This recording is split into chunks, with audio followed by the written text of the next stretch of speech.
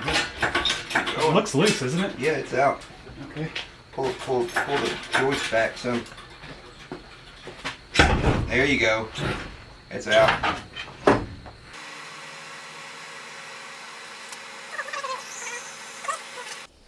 We just took the valve cover off, and I haven't done anything in here yet. This is just how we found it. There is no chain at all on the timing gear cam sprocket. It's down in the bottom of there, so we did throw a chain. Okay, here's where we're at. I took the cylinder head off of the engine. You can see it was right here. Here's the intake manifold with the carburetor still bolted to it. The head is already taken into a machine shop. There does look, you see right here and right here, those look like spots where the valves might have struck the pistons. So if that's the case, they may find two valves that are bent and need replaced. I guess we'll just have to hear back from them once they had a chance to look at it. For now, I want to get this thing up on the engine stand so that I can start disassembling the bottom end. I think to start with that, we're going to want to take the flywheel off. Does that make sense? Take the clutch pressure plate and flywheel off so we can bolt it onto this end. Okay, we're going to work now on removing the clutch and flywheel. So this is the clutch pressure plate, and then underneath is what do you call it, the clutch disc or friction disc. I've heard different terms for that. And then this here is the flywheel. I'm hoping I can just break this loose, but it might not if the engine wants to rotate. There's one. There should be like 6 of these. I'm going to go kind of triangulated.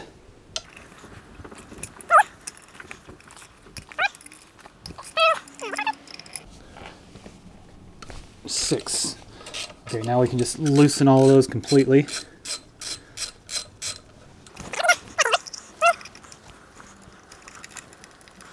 Two. I should say that if we were going to reuse this clutch, I should mark where it is in relation to the flywheel, but we're going to be installing a new one, so it can be installed in whatever orientation.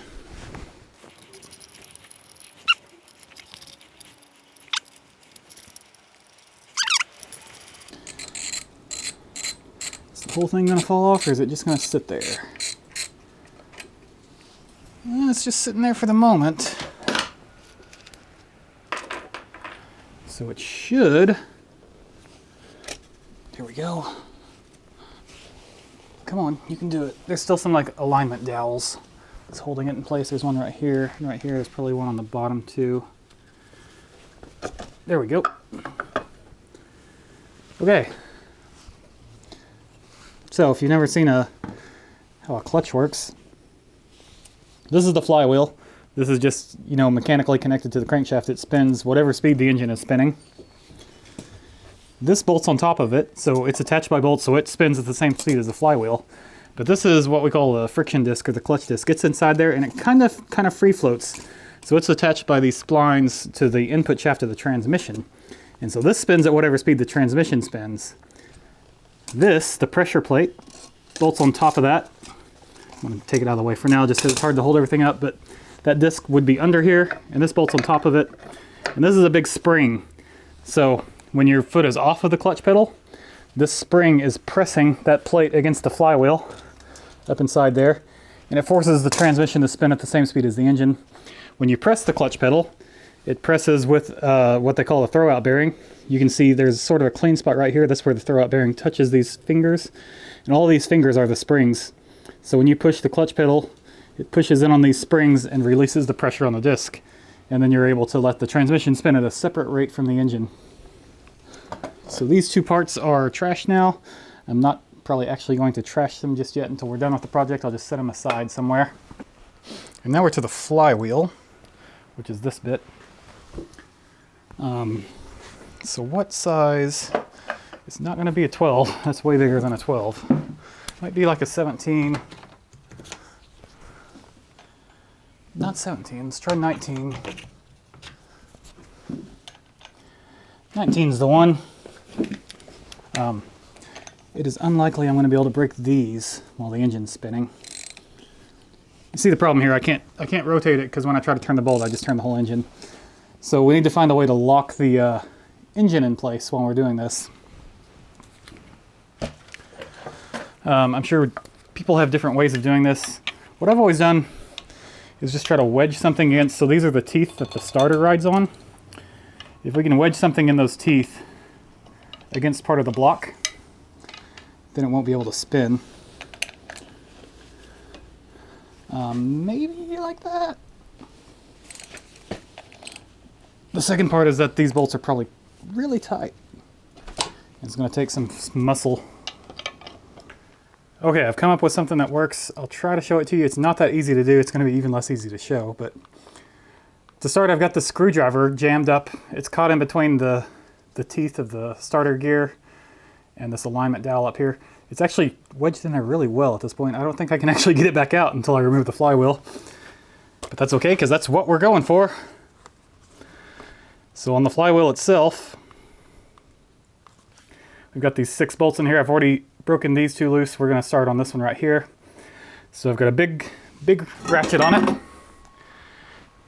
And then a huge breaker bar just among the junk pile I found. It's just a pipe.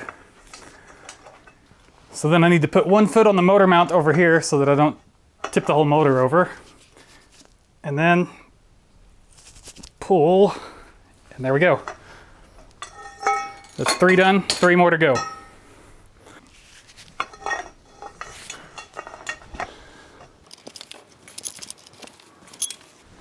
Now with all those broken loose, I should be able to just remove them and then get my screwdriver back.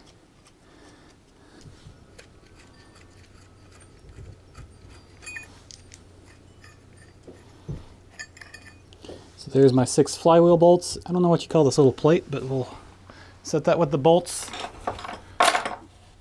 And now the flywheel should be free, and I get my screwdriver back. It's a little worse for the wear, but what is this, like a $2 screwdriver? I can sacrifice a little scarring on a $2 screwdriver to get a flywheel off. So here's the flywheel. And I want to take this to the machine shop too and have them resurface. You can see where it's shiny here as opposed to out here. That's where the clutch friction disc rides. I want to have them resurface this just to get rid of some of this glazing and stuff and have a nice fresh surface for the new clutch to ride on. Now inside here, there's a little bearing in here. You can see I'm turning it here. This is called the pilot bearing. This is where the nose of the input shaft of the transmission rides, so that the input shaft of the transmission is able to rotate freely from the output of the engine while still being located. You know, it's not freely flopping. And then out here, you see this orange thing. This is the rear main seal. This is one of the ones that I suspected was leaking, and you can see some like oiliness right down here.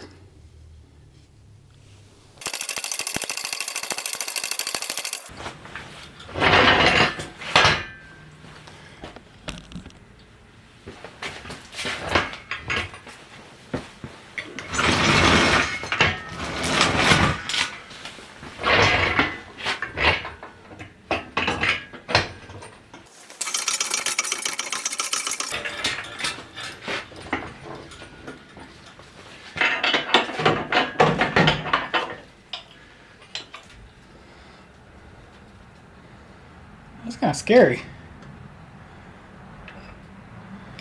It's on it. It's on it.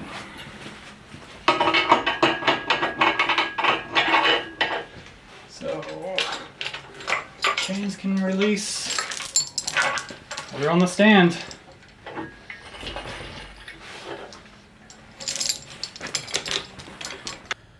All right, we've got the engine out and on the stand now.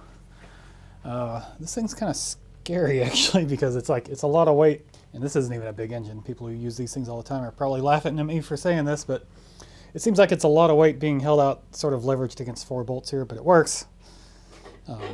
It's exactly how it's meant to be used. I'm not doing anything special here. There is a lock pin here, and be kind of careful because weight distribution's weird, but you can rotate the engine. You can flip it all the way upside down to get to the oil pan in the bottom end. That's really convenient. So let's get to work tearing this bottom end apart. A couple of new tools I bought just for this project. One of them being this gasket scraper. And so we can work the old head gasket off of here.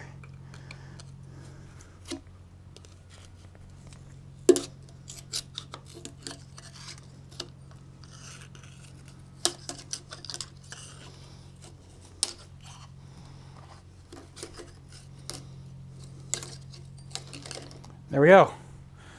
Old head gasket, that's trash now. I think I'm going to put some gloves on for this.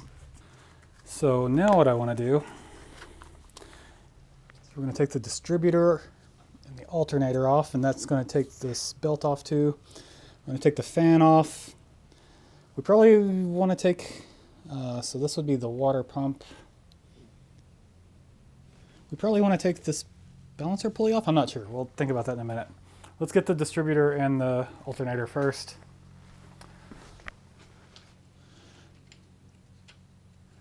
Looks like a 12 mil socket on that. So, let me grab the camera so I can show you what I'm talking about.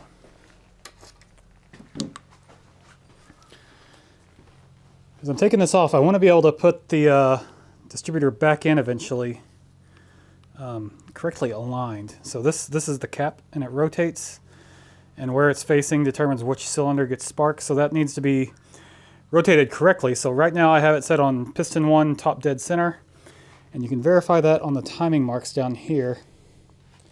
So right there where there's orange or yellow paint on it, that's 0 degree mark. And then on the pulley, there's a little chip taken out of it. So I just turn this by hand until we get those marks to line up. And that means we're sitting at top dead center on the compression stroke for 1. And that's where we want to be when we take this apart. And then we can remember when we put it back together to put it back in the same position, and we'll have it back close to end time, close enough that we should be able to tune it in. And then to add to that, I'm just going to take my marker, and we're going to make a mark here, because when we pull the distributor out of the housing here, we're going to want to be able to rotate the distributor quickly too. We should be able to remember that because this vacuum fitting, this valve thingy goes on the back. But having a mark here will make it easier. This is just a marker, so we want to be careful not to wipe that off while we're working. A paint pen would be better, but I don't have one of those here. You know what? Just to be extra safe, I'm also going to mark. I'm going to mark the rotor there to there. I don't think there's a way to mess that up. That's keyed, but it doesn't hurt. There's our bolt, and this is a little clampy thing that holds it together. And with that, disty slides right out. That bolt and clampy thing go in a Ziploc. I'm going to label them distributor. Now let's see what we can do with the alternator. So this is the tensioner right here. We're going to loosen that first thing. All you need to do is loosen it. You don't need to take the bolt out. And that should allow it to slide. And that lets us pull the belt off. I'm going to take that belt to my parts pile. Now to take this the rest of the way off, it looks like one here, 2 here possibly. Let's start with that and see if that's all we need.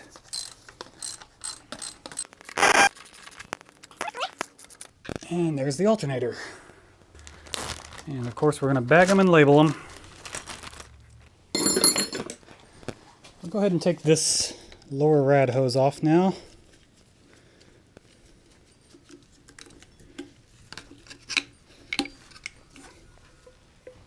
I showed you the last time we were looking in the cylinders here that we had a sort of semicircular ding here and in here that I assume are where valves contacted pistons.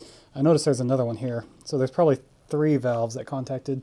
Interestingly, I don't see a match for that one on this piston, so I don't know what that's about. Okay, let's get this fan off. That's 4 bolts and they look like 10 millimeters, so that's what I grabbed. Yes, indeed.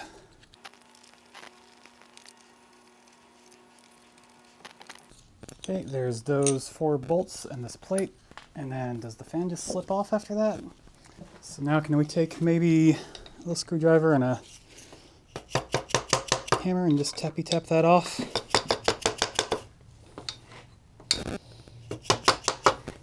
Looks like it's working.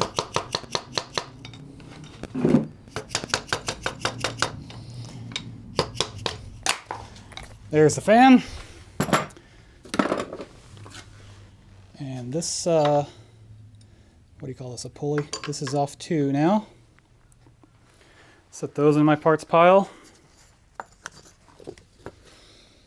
Look at the front of this engine without that stuff in the way. So this is the water pump. You can see there's bolts that would take it off. I don't think I ordered a replacement water pump. I didn't plan on replacing it. I didn't see any need for it. The car was pumping water just fine. But you can see it has a gasket and some goop around the edges to seal it up.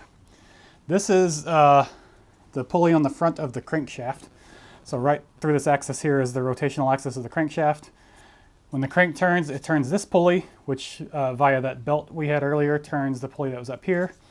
That drives the water pump and also spins the fan. Let me bring you in a little closer here. We can get a better look at those timing marks that I mentioned earlier, because they are a little bit hard to see when everything's assembled unless you know what you're looking for. But once you know what they look like you can see here, if the camera would focus. Once you know what you're looking for, you can see it when it's installed. So there's a little chippy niche out of the back of this pulley, which you can see when you're looking down from the top, which is where you'd look at it when it's installed in the car. And then you've got marks here. This is before top dead center for cylinder 1. So you've got 0 degrees, 4 degrees, 8 degrees, 12 degrees, 16 degrees. Right now it's indexed to 0, and that's where I set it. But most cars generally want to be run more like 10 degrees, 12 degrees, maybe even 15 degrees. That's something we'll figure out through tuning. Putting it at just a bit before 0 is generally a good place to start when you're just trying to start an engine up. I'm also going to pull these motor mounts off before I take it into the machine shop. So there's one on this side, which is driver's side, and then there's one on the other side. I did notice that all of these bolts are different sizes. These two are 17, and there's one down here that's like 22. And then I don't even know what this guy is. Maybe that's a 14. Is that OEM, or did somebody just put some random bolts in this at some point in the past? Oh my gosh, that's a tight one. Let's do a little poor man's impact hammer here.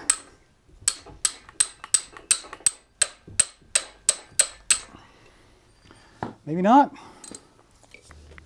Okay, hang on. I just had a thought, and I went and checked, and I'm glad I did.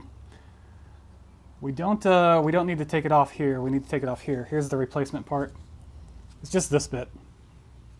Okay, so that's just 2 bolts right here. All right, so we're gonna do this up here. Wow, it's still tight. Still pretty dang tight. There we go.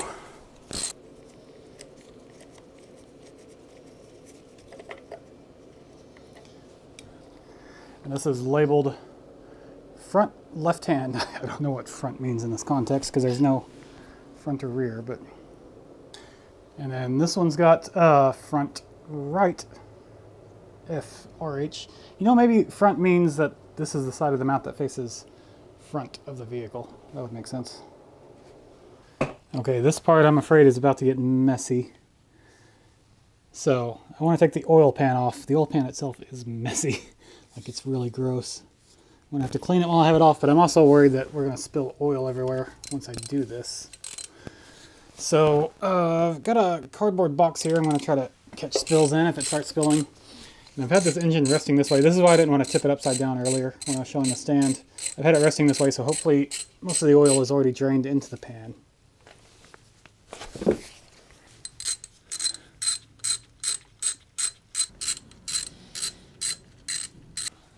Okay, well, it didn't just fall free. Let's see if we Ooh. Ooh. Is there still something holding it on the back? Oh, no. It's just a tight fit back there. There we go. And then oil pan free. That's the gasket that we're going to be replacing. Get that out of there. That's garbage. Here is the inside of the oil pan. This cavity up in here is the front sump. It still has oil in it. That's the stuff that's drained out of the engine while it's sitting, even though I did drain the oil before we started. That stuff that was just still in the engine and has dripped down. This here is the pickup tube that hangs down into there, and that's where oil gets picked up by your oil pump up here when the engine's running. It does have a little bit of crud in it. Well, we're going to want to clean that. The thing I really wanted to show is right up here in the front of the oil pan. There's the timing chain that came off. That's the source of this whole problem. Looks like it broke a link. This is, I don't know, probably part of a timing guide, could be. Here's more timing chain. A spring that is probably important. And some random parts here. There's a couple of broken links. Yeah, that destroyed that chain. Okay. Oh, and whatever the hell that is, I honestly don't know.